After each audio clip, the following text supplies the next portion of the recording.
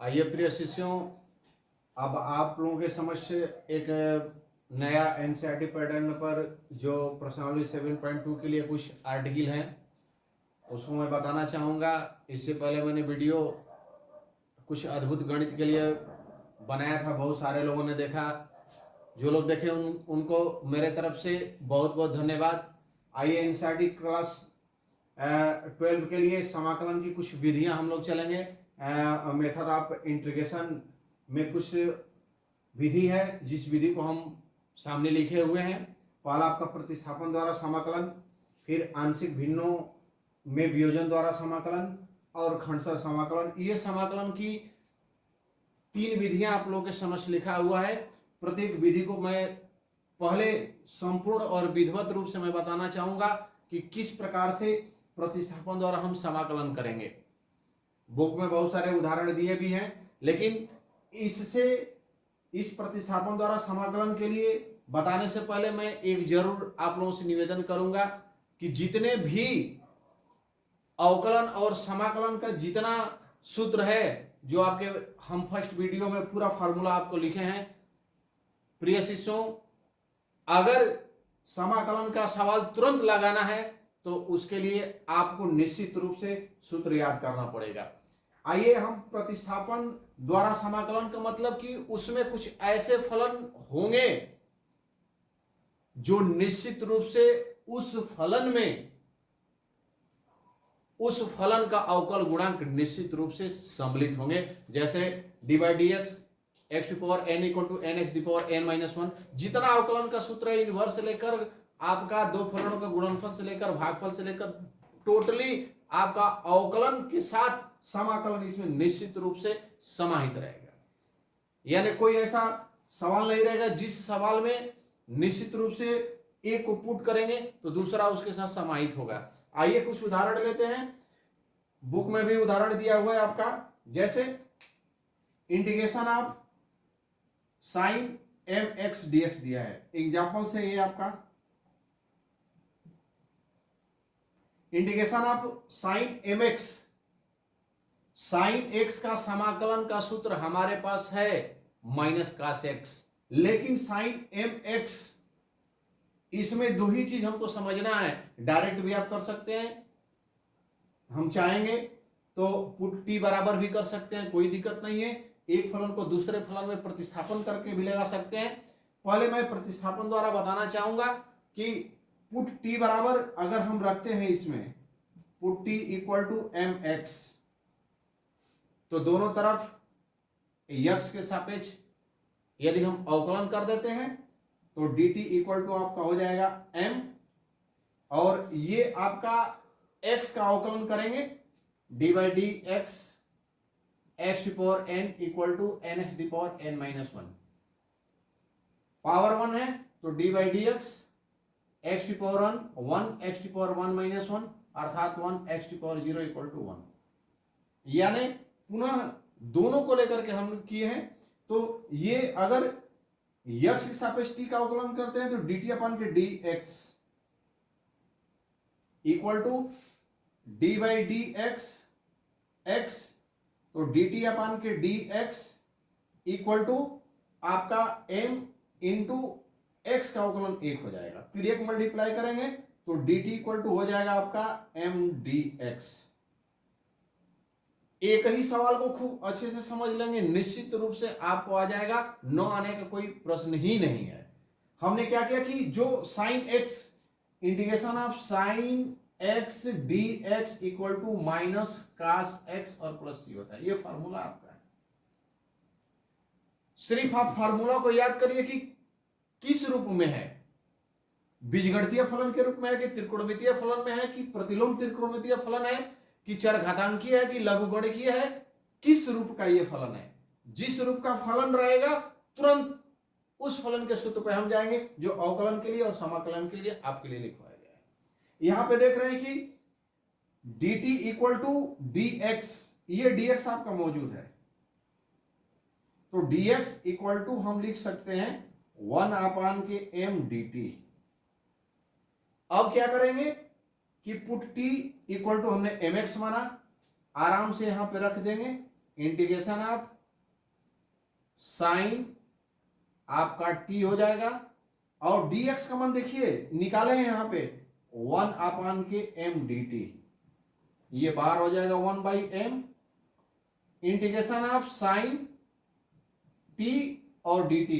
देखिए हमने x के सापेक्ष समाकलन किया integration of sign x dx का, तो minus cos x plus c आया, तो यहां पे देखिए आपका हो जाएगा 1/m, साइन टी का हो जाएगा माइनस cos t और प्लस c। और प्रिय शिष्यों देखिए पुट t बराबर हमने क्या किया, mx रखा है, तो जब रखेंगे इसमें तो 1/m माइनस cos mx और प्लस c, ये प्रिय शिष्यों आपका ये आंसर हो गया। प्रतिस्थापन द्वारा समाकलन में हम लोग कक्षा 10 में भी पढ़े थे, समीकरण हल करने के लिए विलोपन विधि भी पढ़े थे, प्रतिस्थापन विधि भी पढ़े थे, और तुलनात्मक विधि भी पढ़े थे, और ब्रज गुणन विधि भी पढ़े थे। तो वो चूंकि इक्वेशन की बात था, लेकिन यहां पे जिस फलन के अंतर्गत दूसरा कोई फलन आता है, जैसे साइन mx में साइन m यानी साइन x त्रिकोणमितीय फलन है, लेकिन इसमें जो mx है वो आपका बीजगणितीय फलन है, अर्थात इसमें त्रिकोणमितीय फलन भी सम्मिलित है और आपका बीजगणितीय फलन भी सम्मिलित है। हमने क्या किया कि साइन x त्रिकोणमितीय फलन के साथ जो पद सम्मिलित है उसको हमने पुट्टी बराबर मान लिया, फिर उसके बाद x के सापेक्ष दोनों तरफ हमने अवकलन किया, तो dt अपन के dx equal to m d by dx का अवकलन किया, यहां पे लिखे हैं nx x की पावर n nx की पावर n माइनस 1, अर्थात आपका करेंगे तो 1x की पावर 1 माइनस 1 यानी 1x की पावर 0, और किसी भी संख्या घात चाहे चर हो चाहे अचर हो, अगर उसका घात यदि शून्य होता है तो निश्चित रूप से उसका मान 1 के बराबर होता है। हमने यहां रख दिया, फिर तिर्यक मान ने मल्टीप्लाई करा, dt equal to m dx हो गया, तो dx equal to 1/m dt। अब मैंने क्या किया कि dx की जगह पे देखिए, इस dx की जगह पर हमने 1/m dt रख दिया, और इंटीग्रेशन ऑफ साइन t अर्थात mx 1/m sine t dt 1/m minus cos t plus c, और हमने t बराबर रखा क्या mx। अब मैं इसके बाद यहीं पे थोड़ा सा मैं चर्चा करना चाहूंगा कि किस प्रकार से इसको हम कर सकते हैं। आइए देखते हैं कि इस स्थिति में दो चीज हमको समझना है, और दोनों में एक चीज हमको यह समझना है कि कहां पे, देखिए ध्यान से देखिए, यहीं पे बता दे रहे हैं, जब कोई भी नियम, कक्षा 12 का फिजिक्स फर्स्ट में कूलॉम्स नियम आप लोग पढ़े होंगे, 11 में सार्वत्रिक गुरुत्वाकर्षण चैप्टर में गुरुत्वाकर्षण का नियम पढ़े थे, तो उसमें दो चीज आपको बताया गया था। कूलॉम के नियम में भी बताया था कि जो आकर्षण और प्रतिकर्षण बल जो कार्य करेगा, आवेश के गुणनफल के अनुक्रमानुपाती। हमने क्या बताया, F प्रोपोर्शनल Q1 Q2 आवेश के गुणनफल के अनुक्रमानुपाती तथा उनके बीच के दूरी के वर्ग के व्युत्क्रमानुपाती होता है। अब हमको दो चीज ध्यान देना है कि F प्रोपोर्शनल Q1 Q2 और F प्रोपोर्शनल 1/r², अर्थात यह फलन mx x के साथ m किस रूप में है, गुणांक के रूप में है, अर्थात गुणांक वाले पद को हम समझाने के लिए कहते हैं कि अनुक्रमानुपाती। क्या कह रहे हैं हम कि जो x का गुणांक है उसको हम अनुक्रमानुपाती के रूप में व्यक्त कर रहे हैं, और जैसे ही फलन x के अगर हर में कोई पद है तो उसको हम मान ले रहे हैं कि व्युत्क्रमानुपाती। अब देखिए एक सेकंड में यह सवाल लग गया, साइन mx अनुक्रमानुपाती, तो जो गुणांक है वह काम करेगा व्युत्क्रमानुपाती यानी 1/m, और बाकी sine t minus cos t, और t मतलब क्या mx, डायरेक्ट आप लगा सकते हैं। अगर ये mx, एक और मैं एग्जांपल लेना चाहूंगा कि कि किस प्रकार से हम इसको करेंगे। देखिए, आइए हम इंटीग्रेशन ऑफ mx के लिए अभी हमने बताया था कि ये आपका जो x का गुणांक m है वो निश्चित रूप से मान ले रहे हैं, है नहीं लेकिन मान ले रहे हैं कि ये अनुक्रमानुपाती है। यही चीज अगर integration of sign x by अगर m रहता तो मैंने इसका क्या लिखा था, आंसर, सीधे आंसर की बात करते हैं, 1/m लिखा था, गुणांक है, बटा में आ गया।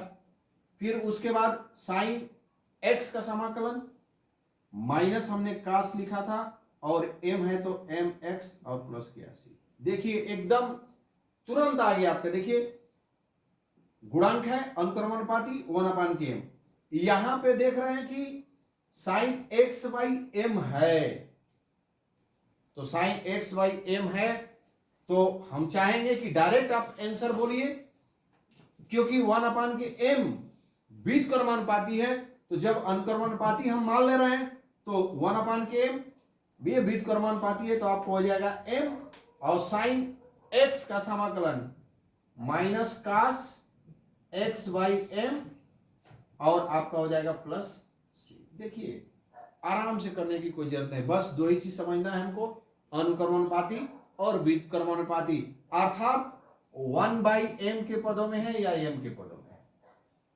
ठीक, आइए नेक्स्ट एक और उदाहरण की तरफ हम लोग बढ़ते हैं। क्वेश्चन नंबर 2 दिया है एग्जांपल्स में, बहुत अच्छा सवाल है ये। Indication of 2x sine x square plus 1 ये dx। देखिए आइए integration of 2 sine x square plus 1।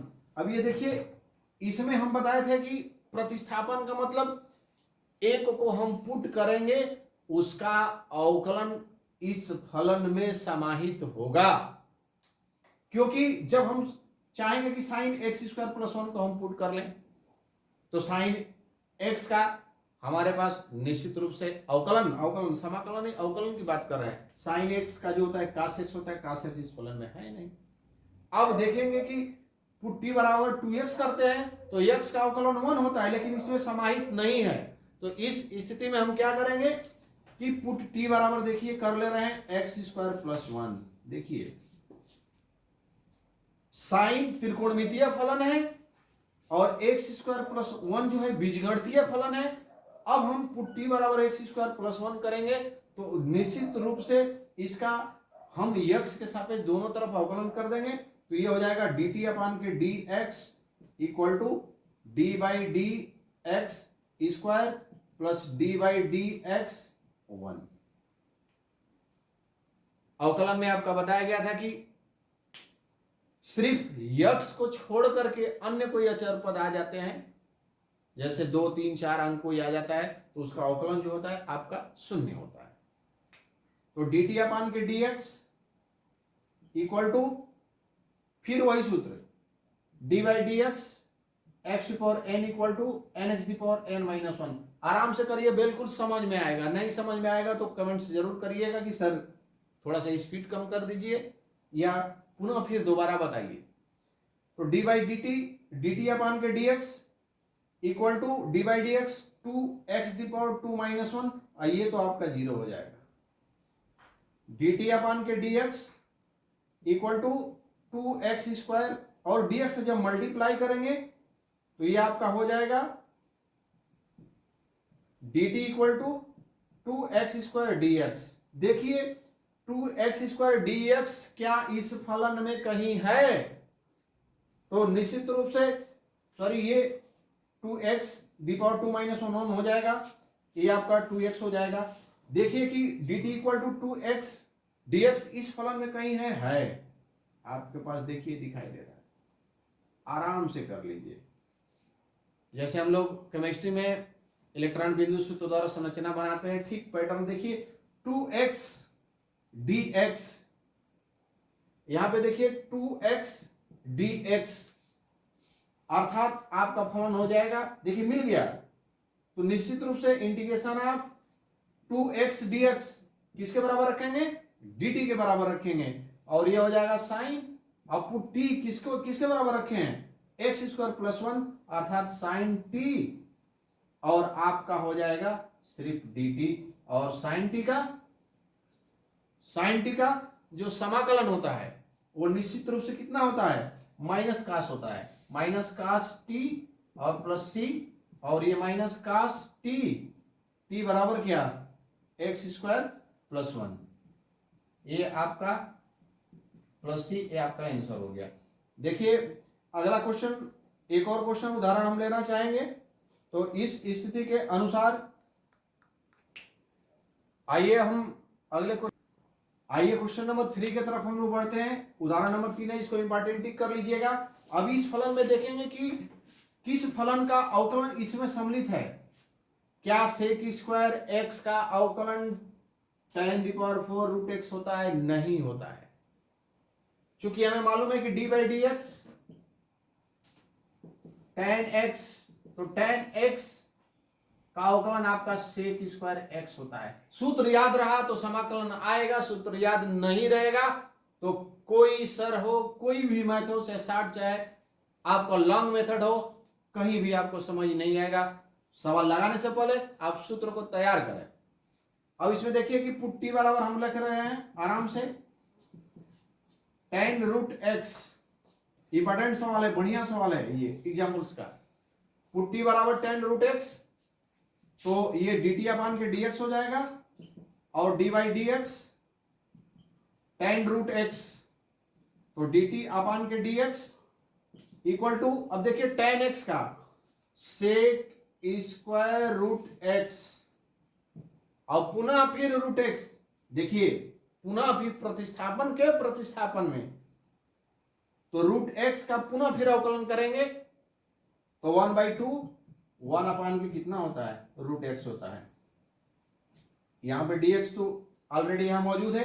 अब ये देखिए आपका कौन सा फलन सम्मिलित हो गया है, ये आपका हो जाएगा 2 dt equal to sec square root x upon के रूट एक्स dx। देखिए प्रिय शिष्यों, आपका ये फलन मिल गया, सेक स्क्वायर रूट एक्स अपान के रूट एक्स dx सम्मिलित है, अर्थात हमने पुट्टी बराबर tan रूट एक्स का अवकलन किया और उसका जो अवकलन आया सेम यहीं पे प्रतिस्थापित है। इस फलन में पुट्टी बराबर हमने क्या माना, tan रूट एक्स रखेंगे यहां पे, इंटीग्रेशन ऑफ, देखिए 2 को बाहर कर दे रहे हैं, ये हो जाएगा टी दी पावर कितना 4, ये आपका हो जाएगा dt। अब पुनः फिर इंटीग्रेशन ऑफ x की पावर n dx, x की पावर n प्लस 1 अपान के n प्लस 1 प्लस c। आइए ये तो दो तो गुणांक है, ये t दी पावर 5 अपान के 5 प्लस c और 2 अपान के 5, और पुट्टी बराबर tan रूट x पूरा का होल 5 कर दीजिए प्लस c, अर्थात 2/5 tan d power 5 root x plus c, ये आपका आंसर हो गया। एग्जाम्पल्स और भी हैं, इसको आप लोग आराम से लगा लीजिएगा। और भी सारे सूत्र हैं जिसमें tan x का सूत्र है, cot x का सूत्र है, sec x का है, cosec x का सूत्र नेक्स्ट वीडियो में मिलेंगे। आज के लिए इतना, धन्यवाद। जय हिंद, जय भारत, सभी लोग खुश रहें, धन्यवाद।